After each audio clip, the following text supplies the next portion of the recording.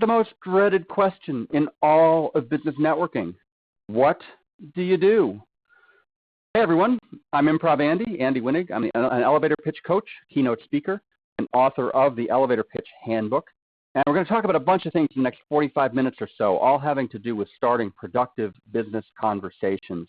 And you're going to be coming up with your very own personalized conversational elevator pitch right here on the call. I'm going to take you through it step by step.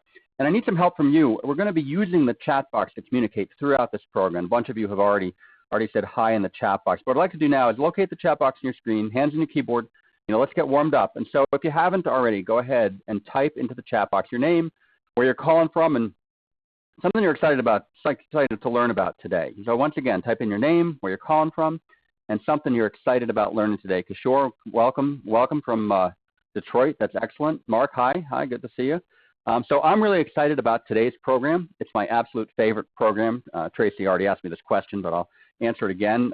Once people understand what the elevator pitch really is and what it can and can't do, the elevator pitch becomes the best secret weapon for any marketer, and especially any person in networking. Think about how many people you talk to each day and how many times you struggle to encapsulate exactly what you do. That's a lot of missed opportunities. One company I worked for actually wanted an elevator pitch for when they went to an initial sales meeting with a potential client. They sit down, make quick small talk, but if a client then gets down to business and asks, so what do you do? And they freeze. And it doesn't need to be awkward. And you'll see in a few minutes how to make it authentic, personal, and conversational. So we've got a couple other people coming in. So John's here from Fort Bragg. Great. Welcome. Audrey from Vermont. Welcome, Audrey. Jean from Framingham. Juan from Orlando. Great. We've got a bunch of people learning how to explain what I do. Yes, that's exactly what we're going to be doing. And make it interesting. Yes, that's exactly what we're doing. And Sue from New Jersey. Great. Got a lot of people. Excellent. Welcome, everyone. So by the end of this program, you will have your very own 7 words you can use to answer this question confidently in a way that sparks productive business conversations. So again, if you haven't already, go ahead and type in your name, where you're calling from, and welcome to the call, everybody. So let me begin by telling you a quick story. Let's head back to May 13th, 2004, about 11 o'clock in the morning.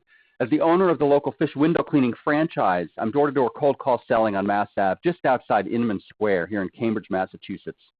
That's not a picture of today. Today it's really snowy out, but Cambridge, Massachusetts. And I have no idea the next interaction will forever change my attitude and approach to business networking. So in the window of a retail storefront is the most strongly worded no soliciting sign I've ever seen. We do not accept solicitors of any kind, at any time, for any reason, under any circumstances, ever. I confidently apply the technique I learned to handle this very situation. I ignore the sign and walk briskly up to the front door. As I reach my right hand out to push the door open, there, at eye level on the door, is an even more strongly worded sign. We mean you. If you are here to sell us anything at all, we ask you please do not come in. Now, I'll admit, I did pause just for a second, but my sales trainer had hammered into my head that the system only works if I walk into every single store. So I paste a smile on my face, push the door open, and walk in. On the counter is yet a third sign. Stop. If you are here to sell us anything, we really do not want to talk to you. Please go away now. It's important to understand that I had been cold call selling for a couple of years, so I was already pretty good at not being scared off, yet this sign sequence had me ready to tuck my tail between my legs and sneak out the side door. If only I had been so lucky, because I've already caught the eye of the guy sitting behind the counter. He glances up at me. How can I help you? And you know what? As a salesman, sometimes you just have to take your lumps. So I say, you're never going to believe this. I was wondering if you'd like a free window cleaning estimate. I braced myself for the response. Braced myself for him to yell at me. This guy looks at me, looks up at me, looks me square in the eye, and says, yeah, that'd be great. Can you write something up for us? It was at that moment, in that precise moment, that for the very first time I fully understood that you just never know. You have to start a conversation with everyone because you just never know. It's true in cold call selling, and it's even more true in business networking, because business networking and business is all about starting conversations. The challenge is that your carefully rehearsed 30-second elevator pitch puts you in an immediate disadvantage in 95% of business networking situations. It's too much too soon. It's like my college roommate, Stephen. from Italy. Maybe some of you know someone like Stephen. If you ask him what's up, he tells you in great detail, starting from about the time he was 5 years old. Needless to say, our classmates start to avoid him. And poor Stephen is confused because in Italy, apparently, when someone asks what's up, they really want to know. It's different here. Here, the expected response to what's up is, what's up? It's the equivalent of hello. And it's the biggest mistake people make with their elevator pitch. They launch into their full 30-second pitch at the equivalent of hello. It's too much too soon. It's no wonder so many people's eyes glaze over, and no wonder so many professionals think that networking is a waste of time. Yet there's a world of opportunity in hello. And today, together, we're going to develop natural, authentic, personalized answers to the only 3 questions you'll ever be asked at any networking event. Those questions are, how's it going? What do you do? And how do you do that? Let's start with how's it going? I call this question the biggest missed opportunity in all of business, in all of business, all of marketing, and all of business networking, and all of that stuff. Here's why. So think for a minute about a good day of prospecting. And I'm going to ask you to answer a question quickly in the chat box. So you're going to answer this question by typing a number. Once I ask you the question, just type a number into the chat box. And so fingers on your keyboard. Ready? So you're leaving the office or getting into your car or arriving at home after a good day of prospecting, right? You may not have made any sales today. You may not have landed a job, you may not have landed a new client. You may not have had kind of the ultimate goal, but still you feel good. It was a good day. You're happy. Now the question for you is, how many conversations did you have that day that made it a good day? Just type the first number that comes into mind into the chat box and press enter. So how many conversations did you have that made it a good day? Let's see. 8, 1, 8, 1, 50 is good. 1, 1, 5, 3, 2, 3. Great. So that's wonderful. That's great. Yeah. So 1 to 5, maybe 8 or 15. Somebody wants to have 50. Like that. That's a good. 50 sounds more like cold call selling than networking. But that's great. So this first technique we're going to work on will give you 5 more conversations per day. And before you panic, because I can hear over the muted phone lines, some of you starting to panic. I'm not simply going to ask you to make 5 additional phone dials or knock on 5 more doors. No, this is much more powerful than that. And it already exists in your daily routine. Most people walk right past it. What does it look like? Someone comes up to you, a friend, an acquaintance, a stranger, an enemy. They say, how's it going? What do most people say? Fine, same old, just trying to get by. The biggest missed opportunity in all of networking. From now on, any time you're asked, how's it going? Here's a template for sharing something that's going extremely well. Awesome, and something awesome that you just did. Here's an example to get you thinking. How's it going, Andy? Awesome, I just helped a copier salesman come up with a 7-word elevator pitch. Now, people's first response to this is, really? Andy? Awesome? I mean, did you grow up in the 80s or something? Well, yes. Yes, I did. Awesome works for me, and it may not be your style, and that's fine. If you don't like awesome, use great, fantastic, incredible, better than ever, fair to middle, and any positive upbeat superlative works just fine. So let's try another example. Hey, Andy, how's it going? Fantastic. I just hit the game-winning home run for my softball team. Now, the next question people ask me is why, oh why, oh why, would one use a personal story in a business context, in a business networking context? And I'll be the first to tell you that some personal stories have no business in any sort of business conversation. Remember, though, that the goal is to start a conversation. And you do that by finding common ground. So if the person in front of you also plays softball, or just got back from vacation at Disney World, or also secretly loves planting hydrangeas, now you have something to talk about. And while such a conversation might seem like a waste of time, you'll see later in this program how it lays the groundwork for future conversations that will lead to actual profitable leads. Let me give you one more example before I have you work on this yourselves. So, Andy, how's it going? Amazing. I just helped a young couple purchase their very first home. So what do you think the concern was here? I mean, this client got really defensive. Yeah, but I do so many things, like refis, cash outs, empty nesters. Doesn't this limit me? No, it doesn't. And we'll talk about this more when we get to the next. When we get to the second question, we'll talk about this in a little more depth. It's counterintuitive and it works. Because think about what happens when you're this specific. People will ask you self-qualifying questions. Can you handle a refi? Sure. Do you know someone who's looking for refinance? Do you work with baby boomers?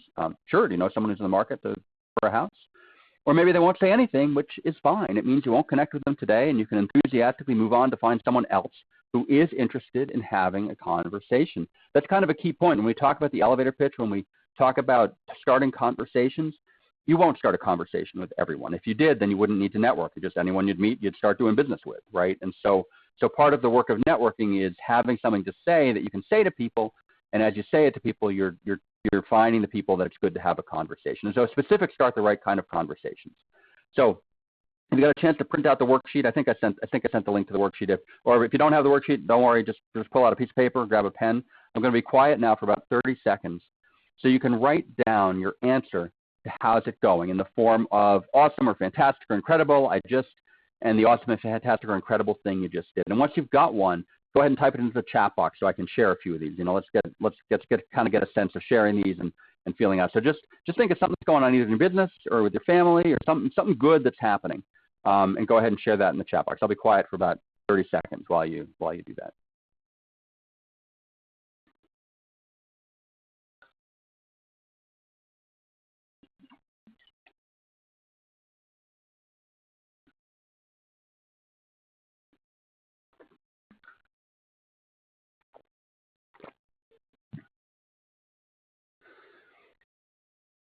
Wow, you all are doing some awesome things. Excellent. So awesome. I just solved the documentation issue. Wonderful. Fantastic. I just opened my 7th networking chapter in 2 weeks. Wow, that is awesome. Good work. Good work, Tracy. Wonderful. I just helped an employee deal with change. Jerry, that's good. I would encourage you to say what kind of change. Like dealing with change, it's so nebulous. Like it's hard to think. Did they need a promotion? Did you move them to a new cubicle? Like what kind of change was it? So again, as specific as you can be. Susan, super. I just helped a local business establish a health plan. That's a great one. Also, I just helped someone realize their full potential. Again, Rose, what does it mean to realize their full potential, right? I mean, we're going to be working a little bit today on these kind of wonderful. They got wonderful energy, these words, but they don't. I don't know that so many people are wandering around wishing they could reach their full potential. So what did they get the job they always wanted, or did they finally connect with their spouse, or kind of what? I'd be a little more thing. Paula, excellent. I finally did a Facebook Live. Congratulations. That's great. I'm sure that'll start some conversations. A lot of people are doing that. Awesome. Just helped a business owner showcase his reputation. Audrey, yeah, I'll be interested to find out what you do when we get more into the program, but I think that's a good start. That's good. Great. I'm landing a new job and writing my own job description. Good job. That's wonderful. Awesome. Just finalized my savings report for 2016, 20% over target. Good job. Good job. Mark, awesome. I just helped a business owner with their personal finances. Great. Great. I just got back from hiking in the Wildcat Mountains this weekend. Wonderful. And we got to appraise the coolest property. It was on the Underground Railroad. That is cool, Tara. Thanks. And great. I just saved 5 commuters 30 minutes by sharing rides. Cool. And so you can see already from these, like these are interesting, right? I mean, when people talk about networking, there's this sense that you kind of have to go and have something, and you're just connecting with other people. All we're doing is connecting with people. And so this is actually a great way to start. People don't think of this as an elevator pitch, but it is. It's not, we'll work in a little bit on more of the formal elevator pitch. But this, if you can start networking before people realize that you're networking, you can start the conversation. Nobody's on edge. Nobody's nervous. Or you're just kind of talking to people. And before they know it, you're getting to know each other, and that's where you want to be. I just helped a career changer discover their ideal work environment. Again, Elaine, I would encourage you to talk about what the ideal work environment is. I just helped a career changer discover that they love working in cubicles, or they love working outside, or they love working at the bottom of a river, or wherever they might be. I'm excellent, able to find a new way to market my business through a blog. Excellent, good work. Great. I just learned Google Docs to prepare for an interview at Boston College. Wonderful. Good job, Gene. Great. So again, keep those coming as you go. And what I like to do, whether you're just using a piece of paper or whether you're using the worksheet that I handed out, I like to kind of have a couple of these when I wake up in the morning, one personal, one business. You can do one hobby if you're feeling particularly motivated that day. Just to know, so when people ask you, how's it going, you can answer with this. And again, most times it won't generate anything. Like a lot of people aren't expecting any sort of real information.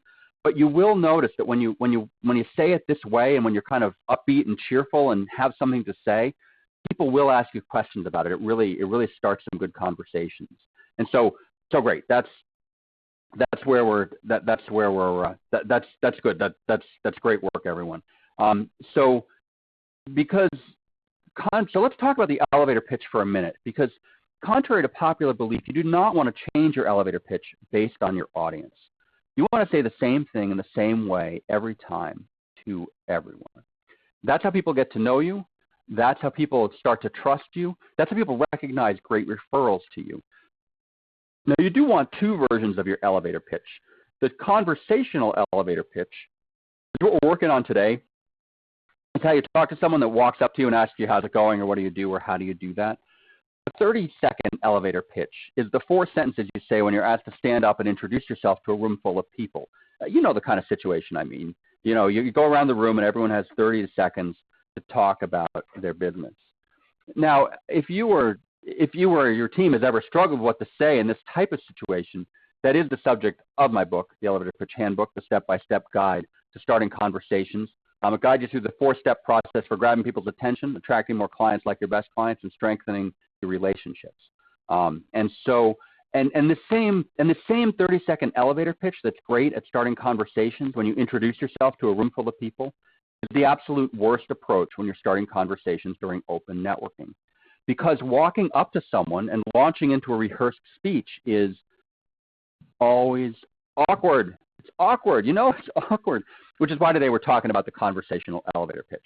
What to say when someone walks up to you and asks you a question. We've already covered how's it going. Now, no matter what type of networking you're doing, whether you've been networking for years, or whether you're starting up networking groups, or your first event is tomorrow, and whether you already have an elevator pitch or been struggling with your elevator pitch or aren't even still exactly sure what I mean by elevator pitch, you've almost certainly come face to face with the most dreaded question in all of business networking. You know how it goes.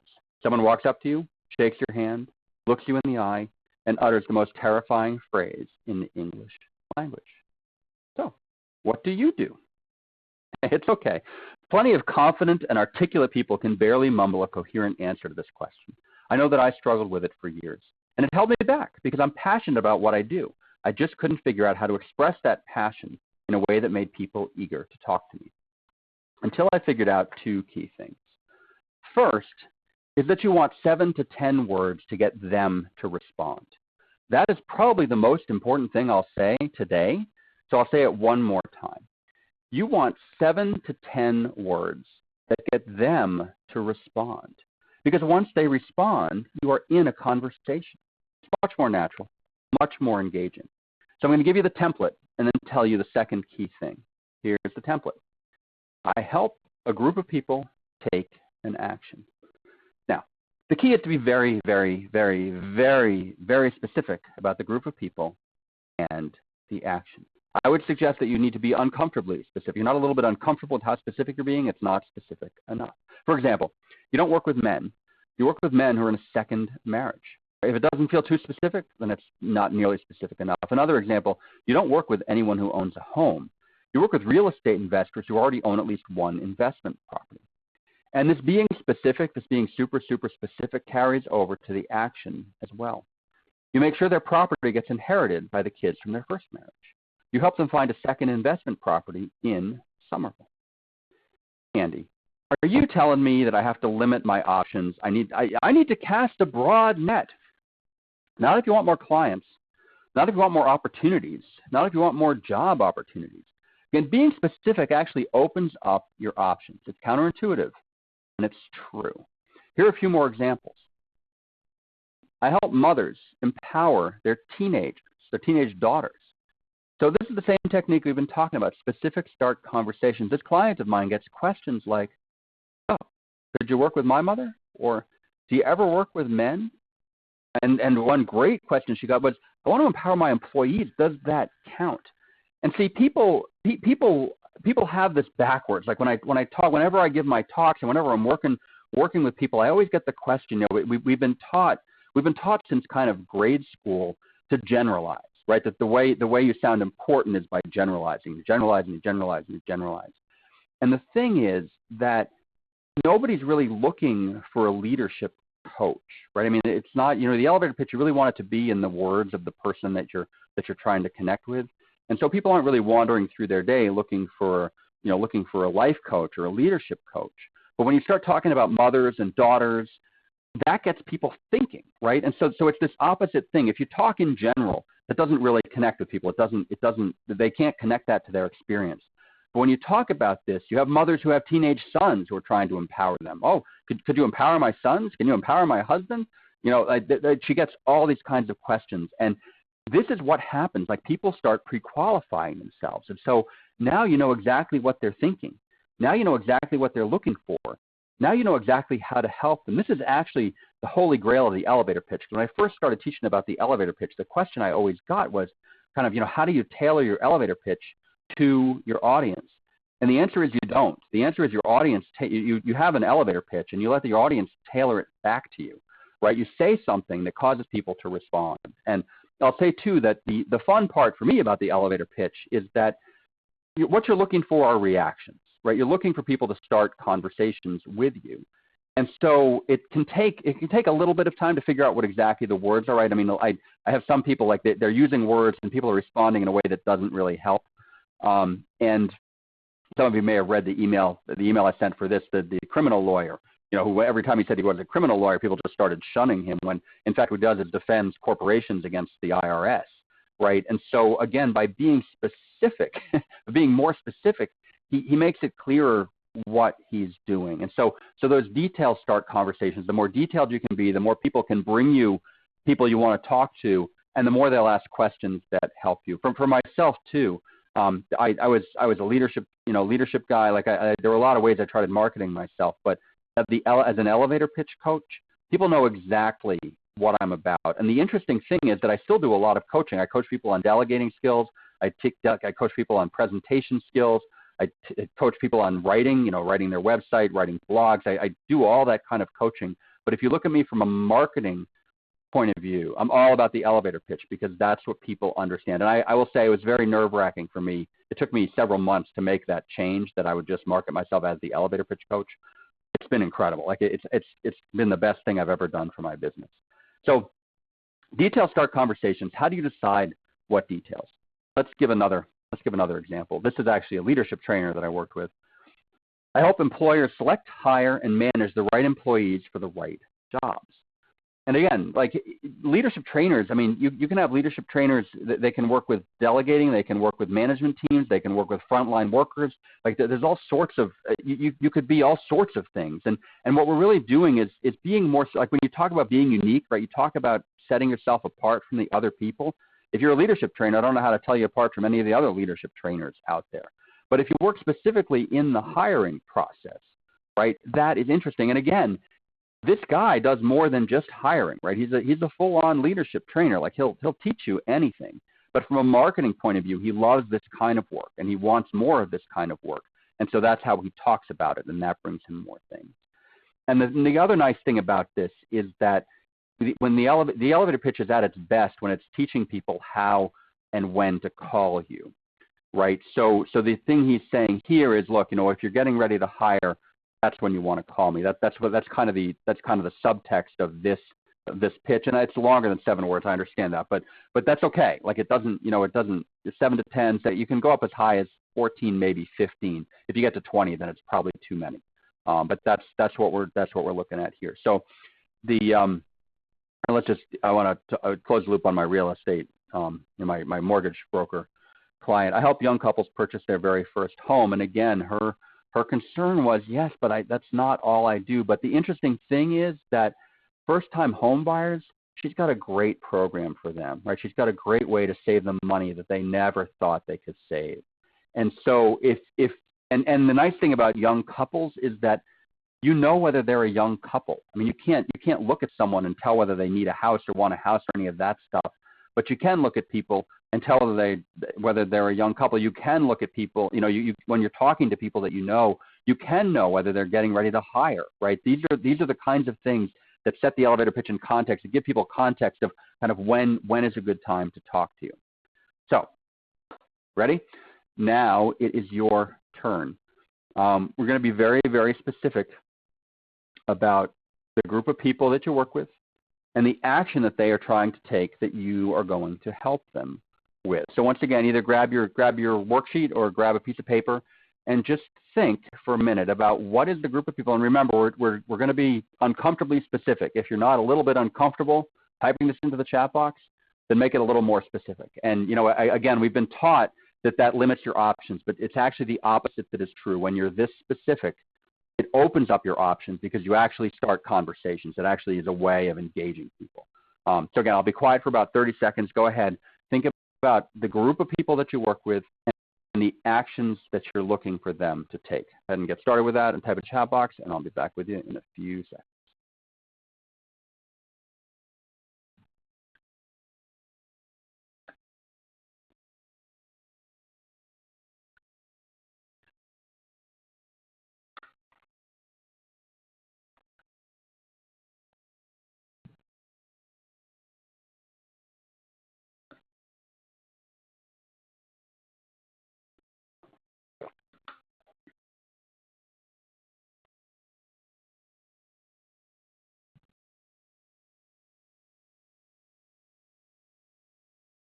Good. They're starting to come in. I'm going to give a couple more seconds to help get a little ahead of me, and then I'll start going through these.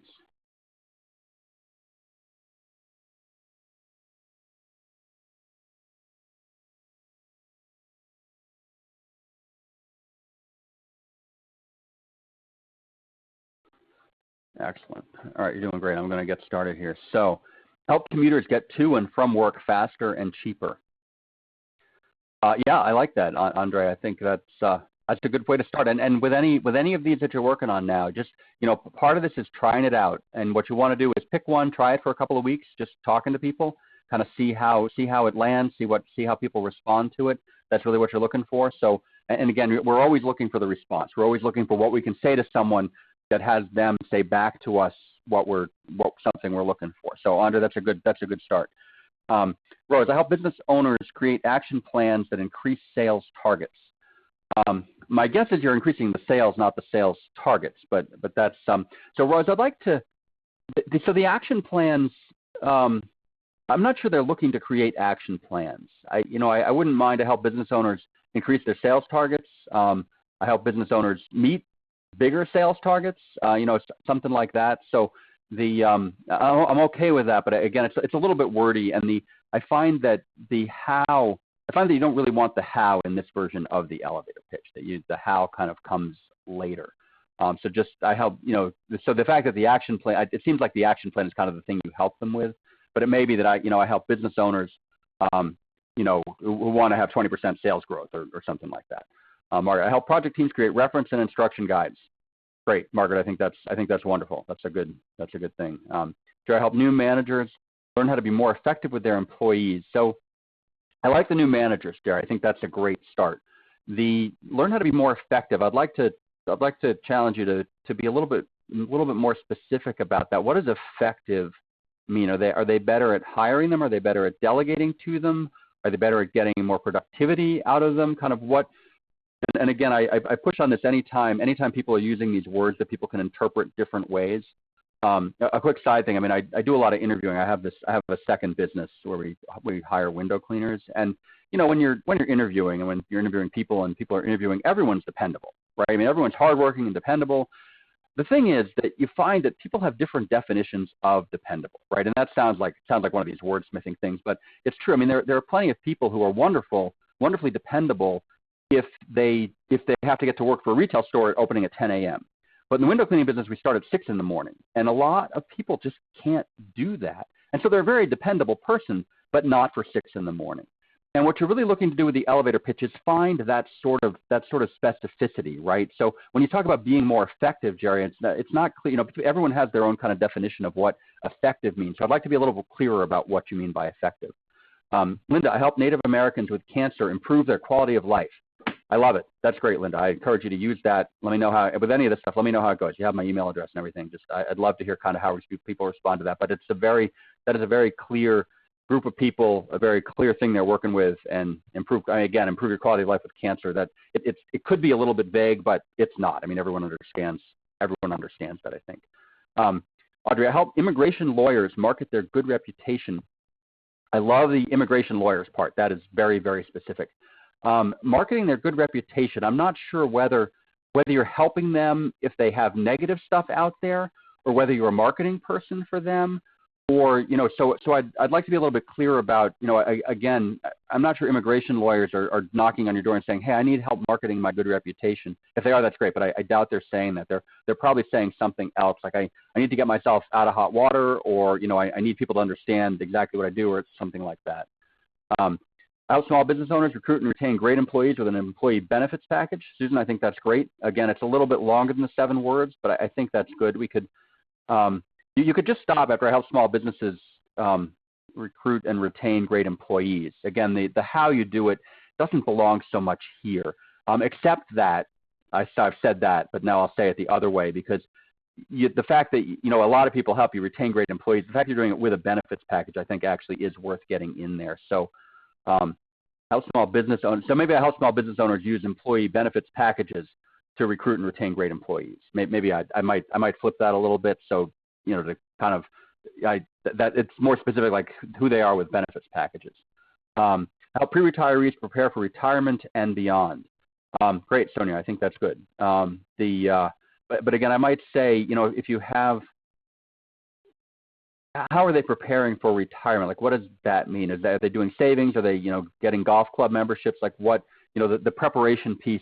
Again, everyone's got a different version of kind of what it means to prepare for retirement. And so if you're a little bit more specific about what that meant, I think that would work better. Help my team streamline their process. So again, Jory, that's a good start, and that's where a lot of people start with their elevator pitch. I'd like to suggest what sort of team. Is it a product team? Is it a window cleaning team? Is it an oil rig team? Like what kind of team is it? And what is streamlining? When you think about streamlining the process, what does that kind of mean to you? Like that's the thing I want to ask and kind of understand. I help manufacturing companies source custom-made components to build car transmissions. Kishore was worked with me a couple of months ago, so I'm glad you're still using that, Kishore. I think that's still good. I find suppliers negotiate pricing and manage the ongoing quality of parts to support our manufacturing process. That's great. I still think that's wonderful, Kishore. Thanks for reminding me of that. Paul, I help women entrepreneurs who want to make money learning to be healthy themselves.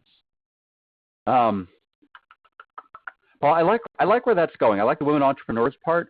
I like the I help women entrepreneurs who want to make money learning to be healthy themselves. I mean, could you say something like I help women entrepreneurs who want to start a business around being healthy? Maybe that would work. I help women entrepreneurs who want to start a business around being healthy. Maybe you try that. Again, I like where you're going with that. It's the making money learning to be healthy themselves. It's a little bit wordy, and you might be able to get getting the business piece in there might get that. Tracy, I connect, educate, and create growth potential for business women. I like that, Tracy. I connect, educate, and create growth potential for business women. Yeah, Tracy, I don't really have much to say. I would try that out. See what again. Feel free to email me when you try this out. If you have, let me know how it works. But I think that's good. I mean, business women is a good specific group. And I'll say too that Tracy, I like the fact that you kind of took the template and moved it around a little bit. Like the template's a good place to start, but if you find that you're kind of having trouble saying it in exactly that word pattern, that's fine. And I like that, Tracy. I'd be interested to hear how that works. I've never heard anyone phrase it that way, and I think that's great. Help business owners, CEOs take an alternative look at their personal investments. So I would pick either business owner or CEO. You can't really say both, and any time. So I'll say when you have an elevator pitch, if you're saying and, you're kind of losing people.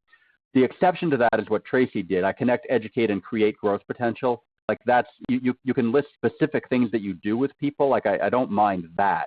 But if you're talking about business owners or CEOs, you just got to pick one. And the answer to which one you pick, it's the one you do the most work with, or the one you like working with the most, or whatever. And sometimes you just pick one. Sometimes it doesn't matter. You just pick one. I help CEOs, and the alternative look at their personal investments. Why do they want to why do they want to take this look, right? I mean, I think the part of the challenge with the industry you're in is how to get people thinking about it, right? I mean, most people don't want to think about this kind of stuff. And so what is it that you're helping them with that gets them thinking about it? And I think if you can get that into this pitch, that'll help them. Help senior citizens get pedicures. Love it. I think that's great. Clear, concise, great. I help health insurance companies improve their organization and technology organizations to be more efficient and cost effective. Don, that is excellent. I would get rid of the last part of it. I help health insurance companies improve their organization and technology. So I help health insurance companies improve their technology organizations. That's what I would start with, because again, there's a very specific group that you're working with. That is very specific. And technology organizations, again, you can do more. Right, I'm certain, Don, that if I came to you with something with a kind of a non-technology organization within a health insurance company, or maybe even in some other kind of company, you could certainly work with them, and people will ask you that question. But from the point of view of this elevator pitch, I help health insurance companies improve their technology organizations. I think that'd be cool. So let me know what you think, but give that a try. We help businesses buy, sell, build. I wouldn't say or. In this case, I would say and. We help businesses buy, sell, build, and manage their facilities. I wouldn't say effectively. It kind of, if you're helping them, you're probably going to be effective with them. So you can just, we help businesses buy, sell, build, and manage their facilities. I think that's good. I like that. It's the same kind of style Tracy used, kind of, giving people, again, to say you're a facility maintenance group, that doesn't really help with what this is, and you may be a real estate developer. I'm not sure exactly what you do, but in some ways it doesn't really matter, right? That I understand exactly what you do, and kind of the name of it is kind of secondary. So that's, but I like that. Help businesses buy, sell, build, and manage their facilities. Great. Noel, I help the relocation industry with a service platform for temporary accommodations in a global capacity. So relocation industry. I help employees who are relocating, find a place to live anywhere in the world. Could you say it kind of like that? I'm kind of guessing and just throwing ideas out, but I think making it a little more conversational would help. The relocation industry, I'm not sure, are you helping employees? And again, the fact you have a service platform, that's more the how. I don't like the how in the elevator pitch, because the how is what people find out. The how, people will be like, how do you do that? And then you can tell them about the how. So this is more the what you do. I help career changers take charge of their success and future. Great, Elaine. That's a good improvement. I like the career changes part of it. Take charge of their success, change careers, find a new job. Again, charge of their success. It's a little bit. Again, I'm not sure that people who are looking for a job are looking to take charge of their success. I doubt that's actually the way they'd talk about it. They're looking for a new job, or they're looking to change careers, or something like that. So I always like to try to be closer. And again, if you have people that you've worked with in the past, it's always good to call them up. Like a great thing to do for your elevator pitch, just to give a couple of customers a call and say, hey, do you mind me asking why you decided to work with me? Top 3 reasons you decided to work with me. So again, that you can take a note of this. Do you mind me asking the top 3 reasons you decided to work with me? And what you get back from that is pure gold from an elevator pitch point of view, because it's in their words of why they actually work with you, and that is frequently a great way of talking about it. So, Gene, I help employees get the best possible user interface experience. Good. That's an improvement. I'm confused by the employees and the user interface. I don't know whether you're working with in the user interface for their benefits packages, or for their online work, or are you a user interface developer? Like, again, I'm a little bit confused by that. I want to be a little clearer about kind of why you're helping the employees with that, why they need that. We help homeowners, buyers, by providing a professional opinion of market value so they can know that they are purchasing their home for a fair price. We help lenders by providing a professional opinion of market value to mitigate risk in lending. Excellent, Tara. So so there's a lot in that. And what I'd want to have you do is just pick one. And again, the fact that you're picking one doesn't mean you're only offering that service. It just means that that's the only service that you're talking about. So we help homeowners know that they are getting a fair price for their home. I could see you saying something like that because the rest of it is the rest of it's a lot of words. So we help homeowners. And again, I know you're providing a professional opinion, right? I mean, that's kind of goes without saying. Like, if you say that, people are like, well, what else? What other kind of opinion would you give me? So we help homeowners know that they are getting a fair price for their home. I would try something like that. I think. Like a suggestion, got it. Great, thanks. Help businesswomen become confident and increase profits. Tracy, I actually liked your earlier one better because confidence. I mean, businesswomen do want to be confident, but I liked the educate. I like the educate part. I like the one you had earlier better. Jay Bruce, I help local businesses get out of cash shortfalls. I like that. You know what? I like that. That's I like that. Yeah, I would encourage you to try that. I like the local business aspect of it. I like the cash shortfall. I mean, anyone who's been in business knows about that.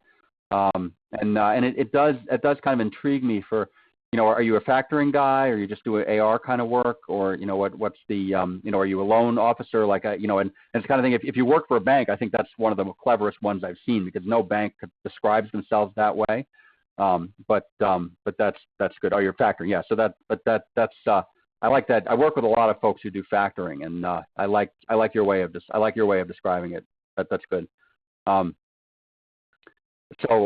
Gina, help companies ensure the employees have appropriate access to information, to their information. Okay. Gotcha. So you kind of do an HR. It sounds like you have kind of an HR app sort of thing for companies, and the it's the kind of thing. Do you help companies ensure their employees can manage their own benefits packages, sort of thing? I mean, is it that sort of thing? It's an HR thing that you can, So again, I just like to be very clear about what's going on. The kind of word you probably don't know how to shorten. Oh, we tell people how much their houses are worth. Tara, that's funny. Yeah, thank you. I like that.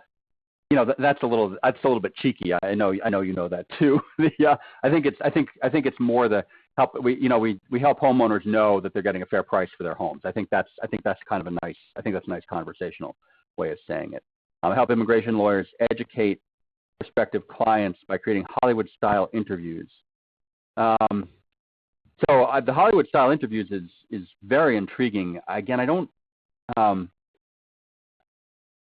Well, Audrey, why don't you try help immigration lawyers do Hollywood-style interviews? I don't. There's some really intriguing disconnect there. Like, why would they need to do that? I would be interested in hearing how that goes. I help immigration lawyers run Hollywood-style interviews. I would. That's interesting. I'd be interested to see how that comes out. Yes, your corporate housing. Yep. Thank you for doing that. I help service organizations make every employee a positive change agent. So again, positive change agent. I mean, it's in the vernacular, like it's the words people like throwing around. But are they? Are you making them better with their clients? Are you helping them upsell their clients? Are you helping them take better care of their client? Is it a customer service sort of thing, or I'd be on that. Again, a positive agent for change, like the agents in change. To me, that doesn't really tell me what you do. So, Mark, how high net worth individuals get the most value from their personal investments? Yeah, I don't mind that, Mark. That's I don't mind. Oh, Gene, you just got it. Great. I help IT departments ensure their employees have appropriate access to sensitive data. Great. I love that one. Good. You got it. I help IT departments ensure that employees have appropriate access to sensitive data. I love that way of saying it. And again, folks, that's a little bit longer than 7 words, but that's okay. Like it still kind of rolls off the tongue. And again, Mark, I'm sorry I got distracted by Gene's. I like yours too. I help high net worth individuals get the most value from their personal investments. I like that. That's a better way of saying. I like the high net worth individuals. That's good. And getting the most value from their personal investments is something they're concerned about. I think that is something people would definitely be concerned about. Good. Okay. Great work, everyone. Let's move along a little bit so I can get you out of here. I know it's already been. Someone's got their hand raised. You can just type it into the chat box. I don't really have a way of unmuting folks. So good. So I think you're getting a sense of how this works. An action, and being clear. And a lot of people find that when they do this, they're like, yeah, that is what I do, right? I mean, it's kind of freeing to be able to talk about what you do in this sort of way, just clearly in this way. So that's kind of what we were looking to do today. So it's the group of people you're working with and the action that they're looking to take. I had a client who, before she started working with me, used to call herself a glass artist. And people would respond by saying, or interesting, no conversations, no leads.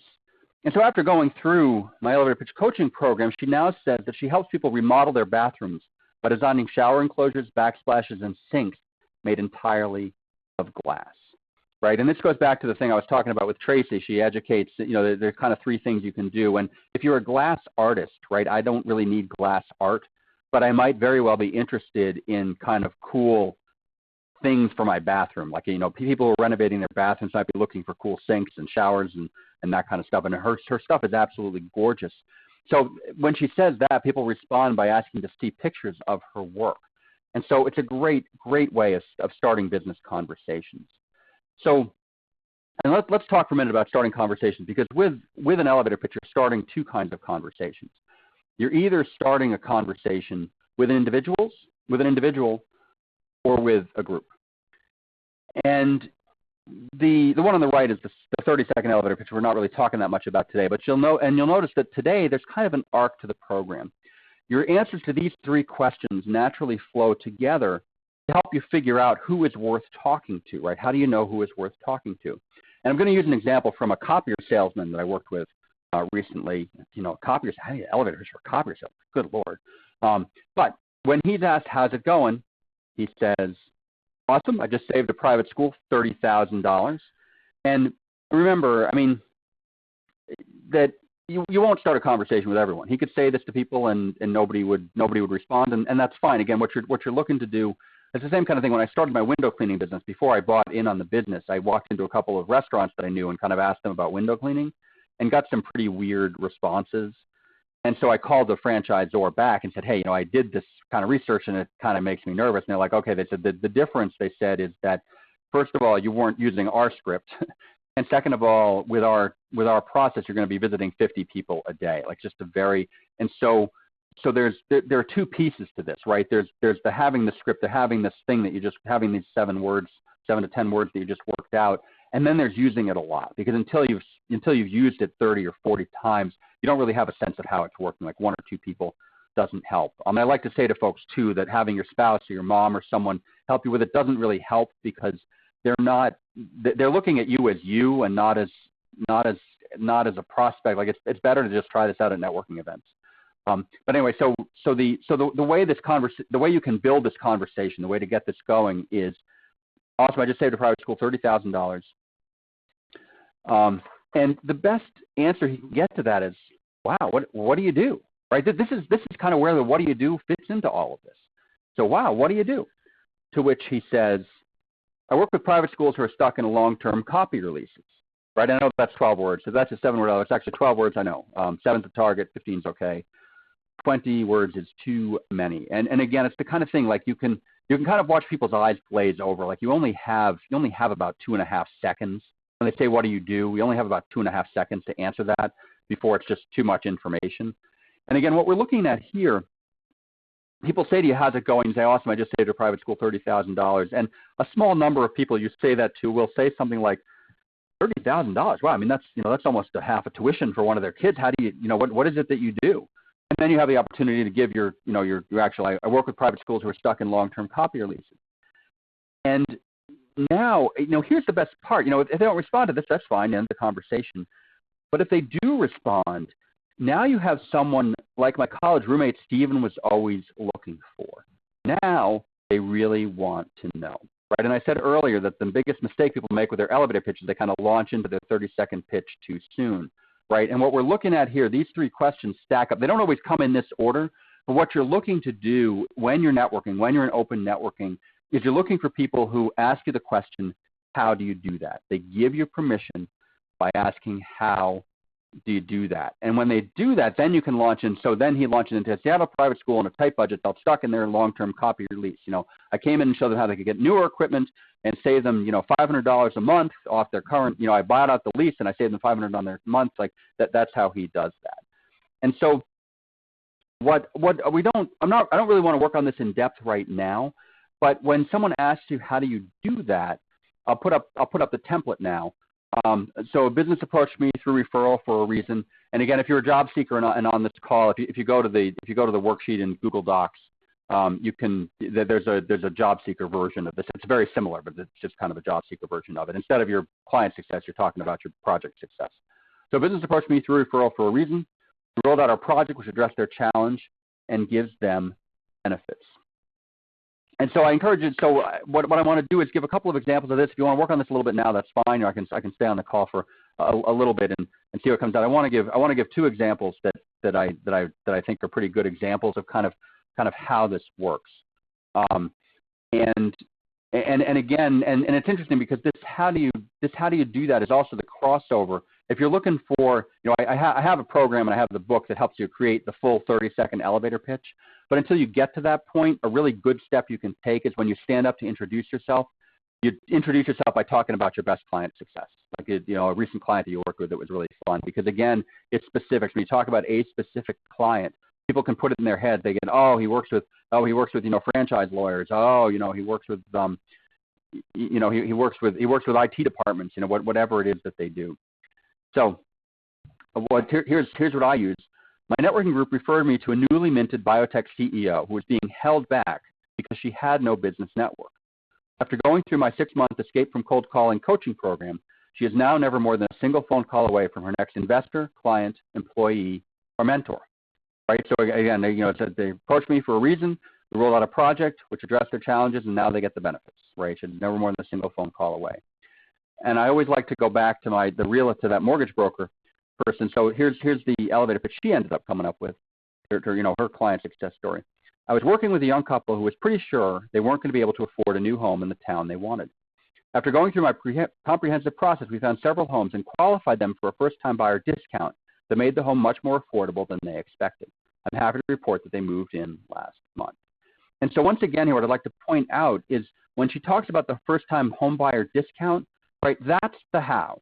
That is her how. But you save that for people who really want to know, right? And when she just talks about it, she helps young couples buy their first home. And part of the way she does that is she's aware of first-time buyer discounts that young couples can take advantage of. And so that's how she does that.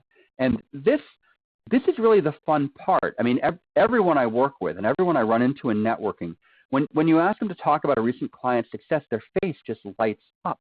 Right? It's memorable. It's easy to say. It's fun. It's memorable. It's fun to say. It's easy to memorize.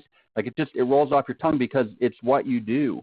And I will say that if you're looking to differentiate, if what you want to do is differentiate yourself, then no one else has done exactly your work with exactly your clients. Right? Giving client success stories is an excellent way of differentiating yourself. And again, people shy away from this because they've been taught to be general. That you have to be general. And it's the kind of thing, if being general works for you, then I wouldn't suggest you change it. But if you're not getting 3 to 4 leads for every 40 people who are in the room, then I do recommend trying this out. So we have a few minutes for Q&A. People kind of been typing stuff in as they want. So if you want to do this template for yourself, that's fine. You can type that in. If you have other questions, please feel free to type those in. I do want to mention I'm not actually selling anything today because you can't sign up for this yet. But February 27th is going to be elevator pitch week, and it's my elevator pitch workshop. This is the kind of thing, if you're really interested in coming up with a 30-second elevator pitch, I have an hour. That takes me an hour working one-on-one with you, but it's a fairly expensive program. Like, that it's out of reach of some people. So I offer the elevator pitch workshop, which we do is a week-long program. It's self-paced. It's a self-paced program, but we have 2 live training calls that week. One where I go through I take you step by step through the process in 90 minutes. Again, today we worked out your 7-word. I have a 90-minute process where you can work out your 30-second elevator pitch. And then I have a full Q&A program. You get into and I have a private discussion board where you can type in your elevator pitch, and I'll help you work on it. Again, kind of the same way we're doing it here, just a little more personalized. attention for that.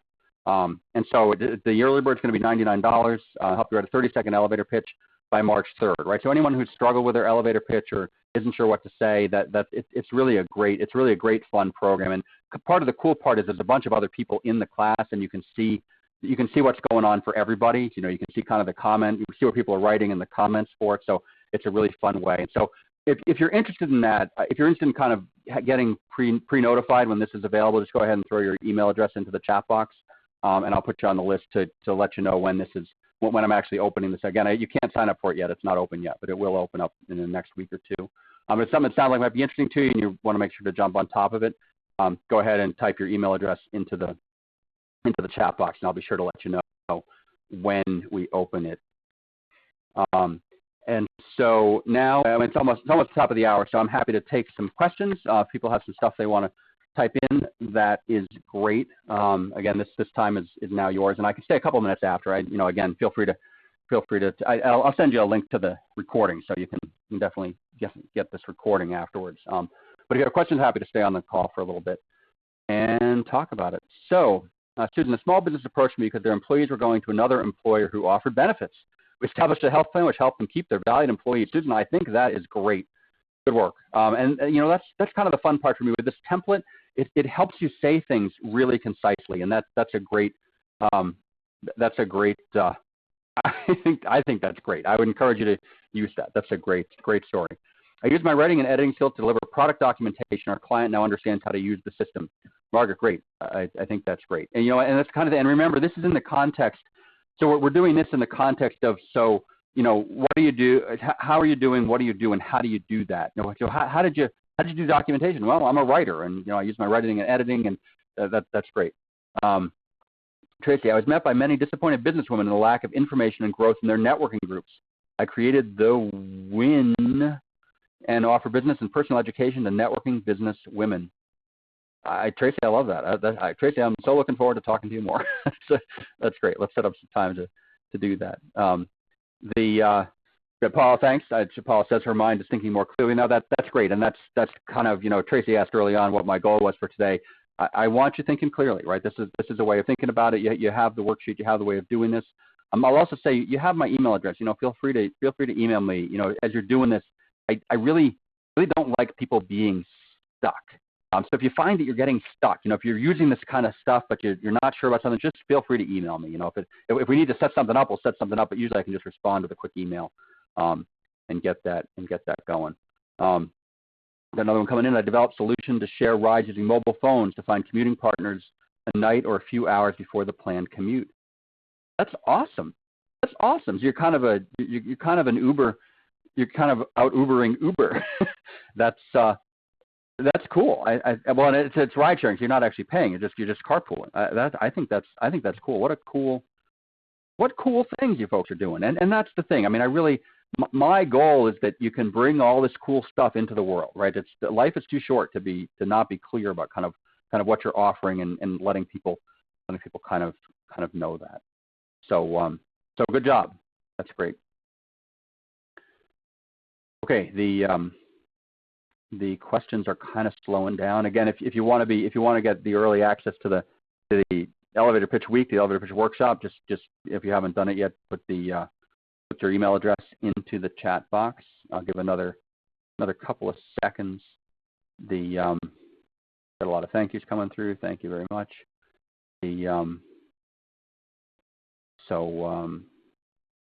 I'll just give another couple of seconds if there's any questions.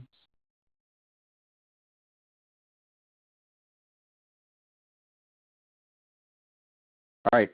Great. Thank you, everyone. It's been a pleasure working with you. Go out there and use your elevator pitch, and let me know some success stories. Let me know what happens as you start using this. Tara asked a question.